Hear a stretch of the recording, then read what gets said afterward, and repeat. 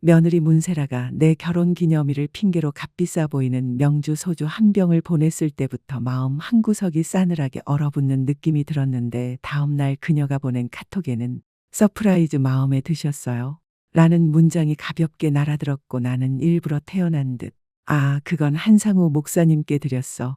목사님이 전통 소주를 좋아하시잖니? 라고 답했다. 그런데 5분이 지나도 아무 반응이 없더니 뭐라고요? 라는 짧은 문장이 뜨는 순간 손에 들고 있던 커피가 식어버릴 정도로 그 메시지에 눈길이 붙잡혔다. 아들 최도윤과 결혼한 지 15년 동안 문세라가 내게 선물이라는 걸 한 번도 건넨 적 없었다. 생일에도 크리스마스에도 어버이날에도 심지어 카드는커녕 늘 바쁘다거나 깜빡했다는 말로 얼버무리며 결국은 도윤이 편의점 꽃다발을 들고 뛰어오는 게 전부였다. 그런데 어제 갑자기 결혼 40주년 축하드려요. 특별한 원주 즐기시길 바래요. 라는 쪽지가 붙은 고급스러운 전통 소주가 현관 앞에 놓여 있었을 때 엄마로서 수십 년간 쌓인 직감이 이건 뭔가 잘못되었다고 거세게 신호를 보내고 있었다. 두툼한 유리병은 손에 묵직했고 발음조차 어려운 세련된 라벨이 붙어 있었으며 문세라가 늘 자랑하던 고급 한정식집에서나 나올 법한 술 같았다. 나는 병을 이리저리 돌려보며 마치 비밀을 토해낼 것처럼 뚫어져라 바라보다가 지난주 예배 뒤 한상우 목사님이 은퇴 축하 모임 이야기를 꺼내며 좋은 소주를 즐긴다고 말했던 것이 떠올랐고 별다른 망설임도 없이 그 병을 교회로 가져가 목사님께 건넸다. 최명숙 권사님, 이러실 것 없는데요. 낡은 얼굴에 미소를 띄우며 라벨을 살펴보시던 목사님은 꽤 비싼 것 같은데 정말 괜찮으세요? 라고 물으셨고 나는 제발 받아주세요. 라며 마음 깊은 곳에서 우러나온 확신으로 건넸다. 이유를 설명할 수 없었지만 그 술은 어쩐지 불길했고 나는 애주가도 아니었다. 그런데 방금 전 문세라의 다급한 반응을 보니 내 직감이 틀리지 않았음이 분명했다. 정상적인 사람이라면 선물을 돌려줬다고 해서 서운할 수는 있어도 이렇게 초조하고 절박하게 매달리지는 않는다. 이어서 전화가 울렸고 화면에는 문세라 이름이 떠올랐다. 잠시 망설였지만 호기심이 이겨 결국 전화를 받았다. 어머님, 다소 날카롭고 떨리는 그녀의 목소리가 흘러나왔다. 방금 문자 봤어요. 술을 목사님께 드렸다고요? 그래, 한상우 목사님께 드렸어. 무척 좋아하시더구나. 나는 일부러 담담하게 말하며 세라야, 정성껏 챙겨줘서 고맙지만 알잖니. 난 요즘 술은 거의 안 해. 병호 아버지 떠난 뒤로는 더더욱 그렇지. 라고 덧붙였다. 한동안 숨소리만 거칠게 이어지다가 그런데 어머님 혹시 맛은 보셨어요? 한 모금이라도? 라는 질문이 튀어나오는 순간 피가 차갑게 식어버렸다. 누가 선물을 주고 그런 질문을 하는가? 아니, 세라야, 내가 마셔야 했니? 라고 대답하자 그녀는 얼버무리듯 아니에요. 그냥 특별한 원주라서 괜히 여쭤본 거예요. 라고 둘러댔다. 나는 더 단단히 전화를 움켜쥐며 세라야, 무슨 일 있니? 목소리가 이상하다. 라고 묻자 그녀는 괜찮아요. 다만 어머님이 꼭 드셔보셨으면 했는데 아쉬워서요. 그 병, 제가 시간을 들여 고른 거였거든요. 라고 답했다. 하지만 그녀가 언제 나를 위해 시간을 들여 무엇을 고른 적이 있었던가. 작년 크리스마스에는 아무런 준비도 없이 마지못해 건넨 기프트 카드가 전부였고 재작년에는 아예 아무것도 없었다. 그런데 갑자기 빈티지를 따져가며 술을 고른다니 어딘가 기묘했다. 목사님이 나보다 훨씬 더 좋아하시고 의미 있게 여기실 거야. 목사님은 술에 대해 많이 아시잖니. 내 말에 문세라는 잠시 침묵하더니 그렇겠죠. 그럼 전 이만 도윤이가 불러서요. 라고 말끝을 흐린 채 인사도 없이 전화를 끊어버렸다. 왜 그런 말을 했는지는 확신할 수 없었지만 그 전통 소주가 끔찍한 무언가의 증거일지도 모른다는 예감이 뼛속 깊이 스며들었고 다음 날 아침 눈을 뜨자마자 묘한 계획이 머릿속에서 자라나기 시작했다. 만약 윤세라가 무슨 꿍꿍이를 품고 있다면 분명 내가 어떤 상태인지 확인하고 싶어 할 것이고 내가 약해졌는지 살피려 들 것이 분명했기에 나는 그녀가 원하는 그대로를 보여주기로 마음먹었다. 먼저 아들 최도윤에게 전화를 걸어 일부러 목소리를 약간 힘없고 혼란스러운 듯 내며 도윤아, 오늘은 몸이 좀 안 좋아. 라고 말했더니 엄마, 무슨 일이에요? 라며 진심으로 걱정하는 듯한 목소리가 들려왔고 그 한마디에 내 마음이 아프게 저려왔다. 내 아들은 악인이 아니었다. 단지 15년 동안 세심하게 현실에서 고립시킨 여자의 눈가림에 가려져 있을 뿐이었다. 그냥 피곤하고 조금 어지럽네. 별일 아닐 거야. 그래도 알려두려고 했어. 그러자 제가 지금 갈까요? 아니면 김재현 원장님을 뵈어야 할까요? 라고 묻는 아들에게 나는 아니야, 별거 아닐 거다. 그냥 먹은 게 안 맞았나 봐. 더 심해지면 연락할게. 라고 잘라 말했다. 1시간이 채 지나지 않아 이번엔 윤세라에게서 전화가 걸려왔고 어머님, 도윤이 말로는 몸이 안 좋으시다고 하던데요. 라는 다급한 목소리 뒤에는 어제와 비슷한 긴장감과 함께 묘하게 들뜬 기색, 마치 기대감 같은 것이 엿보였다. 나는 일부러 힘없는 목소리로 그냥 좀 그렇네. 별일은 아닐 거야. 라고 답했지만 그녀는 곧장 어떤 증상이 있으세요? 라고 너무 성급하게 캐물었고 어지럽고 조금 메스꺼워. 아마도 별것 아닐 거야. 라고 대답했는데도 곧바로 요즘 평소와 다른 음식은 드신 게 없으세요? 새로운 건요? 라며 잇따라 쏟아내는 질문이 지나치게 날카로워 순간 숨을 고른 뒤 글쎄 잘 모르겠네. 다만 하고 말을 흘리자 곧장 다만 뭐예요? 라는 재촉이 돌아왔다. 나는 일부러 천천히 사실 어제 한상우 목사님께 드리기 전에 그 술을 한 모금 맛만 봤는데 뒷맛이 조금 쓰더구나. 원래 그런 거 아니니? 라고 말했고 잠시 이어진 침묵은 귀가 먹먹해질 정도로 무거웠다. 드디어 들려온 목소리는 속삭이듯 떨렸고 어머님, 정말 그 술을 드셨다고요? 라는 질문이 날아들자 그래, 한 모금 정도야. 왜? 무슨 문제라도 있니? 라고 되물었을 때 그녀는 아니에요. 당연히 문제 없죠. 그냥 얼마나 드셨어요? 라며 거듭 확인했고 나는 거짓말을 섞어 한 숟가락 정도 맛만 본 거라네. 라고 대답했다. 술은 전혀 입에 대지 않았지만 윤세라의 반응은 내가 궁금해하던 모든 걸 드러내고 있었다. 그럼 지금 아프신 게 혹시 그 때문일까요? 라는 그녀의 말을 듣는 순간 나는 겉으로는 아니야, 별일 아닐 거다. 곧 괜찮아질 거야. 라고 가볍게 대답했지만 속으로는 그녀의 목소리와 단어 하나하나를 새기고 있었다. 세라야, 내가 너무 걱정하는 것 같구나. 그 술에 대해 내가 알아야 할 게 있니? 라는 내 물음에 그녀는 잠시 머뭇거리다. 아니에요. 저는 그냥 어머님 건강이 걱정돼서 그런 거예요. 우리 모두 다요. 라고 답했는데 과연 언제부터 그녀가 내 건강을 걱정해 온 적이 있었던가.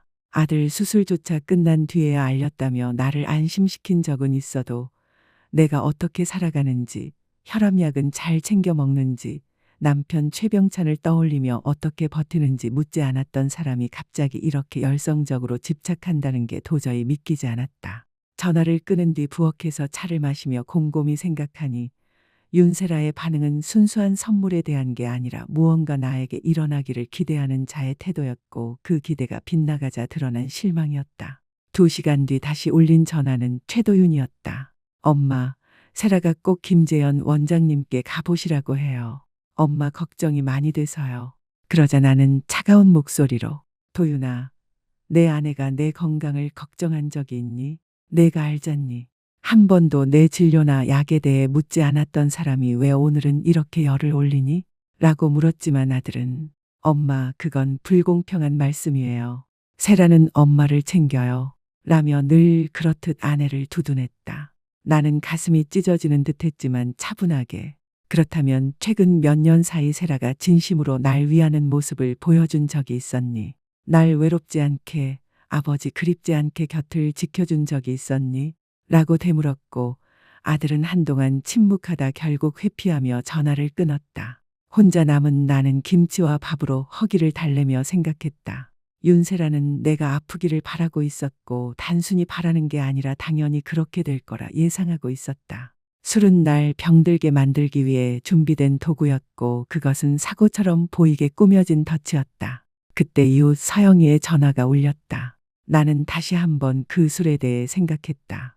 지금은 한상우 목사님 사무실에 안전하게 보관되어 있었지만 만약 내가 본능을 믿지 않고 어제 그 술을 마셨다면 어떻게 되었을까? 극심한 구토에 시달리다 쓰러졌을까? 아니면 심장마비나 뇌졸중처럼 보이게 끝났을까? 70살이 넘은 과부에게는 자연스러운 죽음으로 여겨졌을 테고 그렇게 되면 최도윤은 진심으로 슬퍼하며 아내 윤세라가 시어머니를 죽였다는 사실도 모른 채 살아갔을 것이다. 그 생각만으로 속이 울렁거려 화장실로 달려가 저녁밥을 다 토해내고 차가운 타일 바닥에 주저앉아 눈물을 흘렸다. 최병찬 장례식 이후 처음으로 터져나온 눈물이었고 그것은 나 자신을 위한 것이 아니라 아들을 위한 눈물이었으며 포악한 여자에게 사로잡혀 평생을 함께하겠다 맹세한 아들을 위해서였고 언젠가 진실을 알게 될 때 무너질 그의 모습을 생각하며 그리고 아직 태어나지도 않은 손주들 나를 장애물로 여기고 없애려 드는 여자의 아이들을 더 이상 볼 수 없을지도 모른다는 두려움 때문이었다. 그때 윤세라에게서 문자가 도착했다. 어머님 생각이 계속 나네요. 오늘 밤은 어떠세요? 더 나빠지셨어요. 그녀의 다정한 듯한 말투는 사실상 자신의 짓이 제대로 먹혔는지 확인하는 것에 불과했고 혹여 최도윤이 메시지를 본다 해도 걱정하는 며느리로 보이게 하려는 연기였다. 나는 훨씬 더 나빠. 음식도 거의 못 삼켜. 그냥 자려고 해. 라고 답장을 보냈고 곧바로 세상에 도윤이가 오늘 밤 어머님 곁에 있어드리면 어떨까요? 저희 둘 다 너무 걱정돼요. 라는 답이 왔다. 나는 속으로 쓴웃음을 삼켰다. 도윤은 아마 거실에서 TV를 보고 있었을 것이고 모든 연극은 윤세라 혼자 짜고 치는 판이었다. 걱정 마라. 병원에 가야 할 정도가 되면 전화할게. 라고 답했더니 그녀는 정말 괜찮으세요? 20분이면 저희가 바로 갈 수 있어요. 라며 기어이 오려 했다. 그녀는 내가 괴로워하는 모습을 직접 보고 싶어 했고 술에 섞어 넣은 무언가의 효과가 드러나는 걸 확인하고 싶었던 것이다. 괜찮다. 그냥 쉬면 된다. 라고 잘라 말하자 그녀는 알겠어요. 하지만 꼭 약속해 주세요. 무슨 일이든 필요하시면 바로 연락 주세요. 라고 남겼다. 나는 휴대폰을 내려놓고 침실 창가로 걸어갔다. 가로등 불빛 아래 고요한 골목이 펼쳐져 있었지만 누군가 나를 지켜보고 있는 듯한 기묘한 기운에 온몸이 굳어졌다. 창에서 한 발짝 물러서며 심장이 쿵쾅거렸고 그 순간 결심했다. 내일부터는 나도 싸우기 시작해야 한다. 다음 날 아침 나는 도윤에게 전화를 걸어 한결 나아진 듯 약간 힘은 없지만 회복 중인 목소리로 말했다. 어제는 좀 힘들었는데 이제는 괜찮아지고 있어. 아마 음식이 잘못된 것 같아. 그는 안도하며 다행이에요, 엄마. 세라가 정말 걱정 많이 했어요. 라고 말했지만 나는 속으로 그 거짓된 걱정을 떠올리며 세라가 그렇게 챙겨주니 참 고맙네. 그래서 이번 주말에 너희 둘을 저녁에 초대하고 싶어. 나를 신경 써줘서 고맙다는 의미로. 라고 말했다. 도윤은 잠시 망설였지만 곧 엄마, 요리하셔도 괜찮으시겠어요? 라 묻자 나는 뭐 대단한 거 하려는 게 아니라 그냥 치킨이나 피자 시켜 먹자.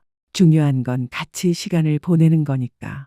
라며 살짝 떨리는 목소리로 어제 겪고 나니 우리가 함께할 시간이 얼마나 소중한지 새삼 느꼈다. 라고 덧붙였다.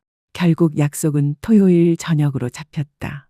윤세라는 이 자리가 자신이 시작한 일을 끝낼 완벽한 기회라 생각했을 것이다. 그날 오후 나는 동네 도서관으로 갔다. 컴퓨터 사용에 익숙지 않았지만 도서관 사서 오진우가 친절히 도와주어 인터넷을 검색할 수 있었다. 술에 타도 쉽게 알아차리지 못하는 독극물에 대해 찾아보니 수십 가지의 가정용 화학약품이 술과 섞이면 심각한 중독이나 죽음을 일으킬 수 있다는 사실을 알게 되었다. 그중 상당수는 맛과 냄새가 거의 없고 특히 소주의 쓴맛에 가려 쉽게 드러나지 않는 것들이었다. 나는 관련 기사들을 출력해 가방에 넣었고 이어서 우리 지역 상속법에 대해서도 물어보았다. 결과는 충격적이었다. 내가 죽으면 모든 재산은 도윤에게 넘어가고 당연히 아내인 윤세라는 그것을 마음대로 쥘 수 있었다. 집도 보험금도 최병찬과 평생 모아온 투자까지. 그녀는 도윤을 설득해 집을 팔고 새로운 삶을 시작하며 이웃들의 눈을 피해 어디론가 옮겨갈 수 있을 것이다. 그날 저녁 서영이가 집에 찾아와 오늘 참치전을 너무 많이 해서 가져왔어요. 어머님도 아직 속이 안 좋으시다길래 라며 걱정스러운 눈빛을 보냈다. 나는 그녀를 들여 따뜻한 차를 대접하며 그동안의 조사와 토요일 저녁 계획을 털어놓았다. 서영이는 눈을 크게 뜨며 권사님, 그런 상황에서 어떻게 그 여자를 집에 들이실 수 있어요? 라고 했지만 나는 단호히 말했다. 지금 내가 가진 건 의심뿐이야. 확실한 증거가 필요해. 경찰에 가도 도윤에게 말해도 이대로라면 그냥 망상이라 할 거야. 하지만 토요일 저녁에 뭔가를 드러낼지도 몰라. 그날 밤 나는 집을 구석구석 청소하고 마당에서 꺾은 꽃을 꽃병에 꽂아 두었으며 식탁에는 가장 좋은 그릇을 꺼내 놓았다. 겉으로 보기에 그것은 자식을 맞는 평범한 어머니의 준비였지만 그 이면에는 철저한 대비가 있었다. 서영이에게 정확한 도착 시간을 알려두었고 혹시 무슨 일이 생기면 경찰에 전해달라는 편지를 써서 부엌 카운터 위에 두었으며 과일 바구니 뒤에 작은 녹음기를 숨겨놓았다. 저녁 5시 나는 한상우 목사님께 전화를 걸었다. 그가 낮에 조용히 말했다. 검사 결과 술에서 부동액 성분이 검출됐습니다. 권사님 연세와 체격으로는 장기 손상이나 사망에 이를 만큼 충분한 양이에요. 윤세라 씨는 정말 어머님을 죽이려 했던 겁니다. 나는 눈을 감고 깊게 숨을 들이마셨다. 이미 각오한 소식이었지만 속은 여전히 뒤틀렸고 토할 것 같은 울렁거림이 몰려왔다. 검사 결과를 증거로 사용할 수 있을까요? 내가 묻자 한상우 목사님은 단호히 말했다. 물론입니다. 바로 오진우 형사에게 연락드리죠. 우리 교회의 성도인이 믿을 수 있습니다. 아직은 안 돼요. 목사님, 내가 서둘러 제지했다. 오늘 밤을 먼저 치러야 합니다. 윤세라가 자신이 안전하다고 믿을 때 더 많은 걸 드러낼 겁니다. 권사님, 정말 위험합니다. 목사님, 저는 해야만 해요. 도윤이를 위해서. 그렇지 않으면 아들은 끝까지 아내를 믿을 겁니다. 우리가 다 음모를 꾸민다고 생각할 거예요. 전화를 끊자마자 차 소리가 들려왔다. 창문을 통해 보니 최도윤과 윤세라가 현관 쪽으로 걸어오고 있었고 세라는 늘 그렇듯 완벽하게 만들어낸 미소를 띠며 또 다른 술병을 들고 있었다. 나는 거울 앞에서 옷매무새를 다듬고 현관문을 열었다. 어서 와라, 도윤아. 세라야, 들어오너라. 어머님, 얼굴빛이 한결 좋아지셨어요. 이번 주 정말 걱정 많이 했어요. 윤세라는 내 뺨에 입을 맞추며 애교스럽게 웃었다. 그야말로 모범적인 며느리의 모습이었다. 덕분에 이제 많이 나아졌단다. 조금 피곤하긴 하지만 나이 탓이지. 거실에 자리를 잡자 세라의 시선은 계속 부엌 쪽으로 흘러갔다. 저번에 드셨던 그 술을 또 가져왔어요. 오늘 저녁에 같이 나눠 마시면 좋을 것 같아서요. 고맙구나. 그런데 사실 오늘은 지난번 그 술을 마저 마시고 싶었단다. 정성껏 골라 보낸 거잖니. 찰나의 순간 윤세라의 얼굴에 스쳐 지나간 당혹스러움은 도윤이 눈치채기엔 너무 빨랐다. 물론이죠. 어머님이 원하시는 대로 해요. 저녁은 무난히 시작됐다. 나는 일부러 도윤이 학창시절 즐겨 찾던 동네 분식집에서 떡볶이와 김밥을 주문했고 그 시절 졸업을 축하하던 추억을 떠올리게 했다. 윤세라는 음식에 손도 잘 대지 않고 자신의 요가 수업이나 휴가 계획에 대해 떠들었지만 내 시선은 줄곧 그녀의 눈동자와 손짓에 머물렀다. 그녀는 내 잔을 자꾸 흘끔거리며 언제 내가 쓰러지나 기다리는 사람처럼 보였다. 엄마, 거의 안 드시네요. 괜찮으세요? 도윤이 물었다. 긴장이 좀 돼서 그렇지 뭐. 오늘은 우리 셋이 함께하는 게 너무 소중하잖니. 가족이란 게 참 중요하죠. 나이가 들수록 더더욱요. 윤세라가 입가에 억지 미소를 띠며 대꾸했지만 그 말 속엔 나를 늙고 약해졌다고 은근히 못 박는 뉘앙스가 배어 있었다. 맞아, 가족과 미래를 많이 생각하게 되더구나. 내 아버지와 나는 늘 내가 진정으로 사랑하는 사람을 만나길 바랐단다. 저는 이미 만났죠, 엄마. 세라 덕분에 행복해요. 도윤이 내 손을 잡았을 때 나는 윤세라를 똑바로 바라보며 속삭였다. 그래, 진짜 사랑이라면 상대를 해치지 않아? 그 사람을 아프게 만드는 건 더더욱 하지 않지. 도윤이 어리둥절한 얼굴로 엄마, 무슨 말씀이세요? 라고 물었지만 나는 가볍게 웃으며 늙은이의 잡담일 뿐이다. 세라야, 같이 설거지 좀 도와줄래? 라며 도윤을 거실에 남겨두고 부엌으로 윤세라를 데려갔다. 부엌에 들어서자 그녀의 얼굴에서 가식적인 웃음이 사라지고 설거지를 하는 손길이 거칠고 날카로워졌다. 어머님, 하고 싶은 말씀이 있으신 거죠? 무슨 소리니, 세라야. 나는 일부러 담담하게 그릇을 정리했다. 오늘 내내 이상한 말씀만 하시잖아요. 사랑이니 해치지 말라느니. 도윤도 눈치채기 시작했어요. 미안하구나. 죽을 고비를 넘기면 괜히 감상적이 돼서 그렇지. 죽을 고비라니요? 윤세라가 굳어졌다. 그래, 내가 보낸 그 술을 맛보고 쓰러졌을 때 의사가 그러더구나. 조금만 더 마셨으면 크게 잘못될 뻔했다고. 병원에 가셨다고요? 그럼 내 나이에 이런 증상인데 그냥 넘어가면 안 되지.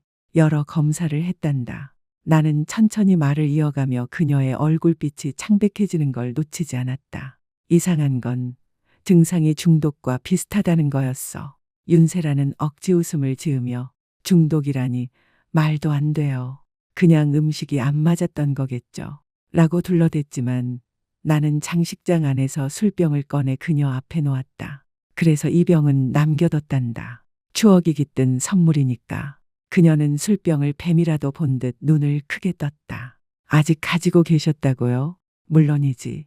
다시 마실 용기는 없지만 오늘은 같이 나눠볼까 했단다. 저는 그건 아닌 것 같아요. 전에 아프셨다면서요. 그럼 내가 가져온 새 술이랑 비교해보면 되겠구나. 같은 맛인지 확인도 하고. 윤세라는 뒷걸음질치며 거실로 나가려 했고 나는 병을 식탁 위에 탁 내려놓으며 물었다. 왜 나를 죽이려 했니, 세라야? 나는 눈을 감고 깊게 숨을 내쉬었다. 각오했던 순간이었지만 여전히 속은 뒤틀리고 몸은 휘청거릴 만큼 힘들었다. 그때 마지막으로 발악하듯 윤세라가 도윤에게 매달리며 눈물을 흘렸다. 거짓말이에요. 날 함정에 빠뜨리려는 거예요. 도윤 씨, 나를 알잖아요. 난 그런 짓 안 해요. 어머님은 그냥 아들이 자신보다 날 더 사랑한다는 사실을 받아들이지 못하는 거예요. 하지만 도윤은 그녀의 품을 밀어내고 나를 똑바로 바라봤다. 엄마, 세라가 엄마를 독살하려 했다는 말씀이 사실이에요? 그래, 도윤아. 사실이란다. 정적을 깨는 건 멀리서 울려오는 사이렌 소리였다. 점점 가까워지더니 우리 집 앞에 다다르는 듯했다. 세라가 눈을 크게 뜨며 날카롭게 외쳤다. 경찰을 부른 거예요? 그 술에서 부동액이 검출된 뒤 한상우 목사님이 직접 신고하셨단다. 나는 녹음기를 식탁 위에 내려놓으며 피곤하게 속삭였다. 이제 끝났다, 세라야. 창밖으로 번쩍이는 빨간불과 파란불이 이웃집 벽에 비쳤다. 잠시 뒤면 경찰이 문을 두드릴 것이고 세라는 살인미수 혐의로 체포될 터였다. 도윤은 주저앉아 머리를 감싸진 채 중얼거렸다. 15년, 내 인생 15년이. 그를 안아주고 싶었지만 지금은 혼자 받아들일 시간이 필요했다. 나는 현관으로 걸어가 경찰을 맞을 준비를 했다. 뒤에서 세라의 울음과 전화 거는 소리가 들렸지만 더 이상 아무 의미가 없었다. 진실이 드러났고 이제 그녀는 대가를 치를 차례였다. 잠시 뒤 오진우 형사가 현관 앞에 도착했다. 그 순간 나는 몇 년 만에 처음으로 완전한 평화를 느꼈다.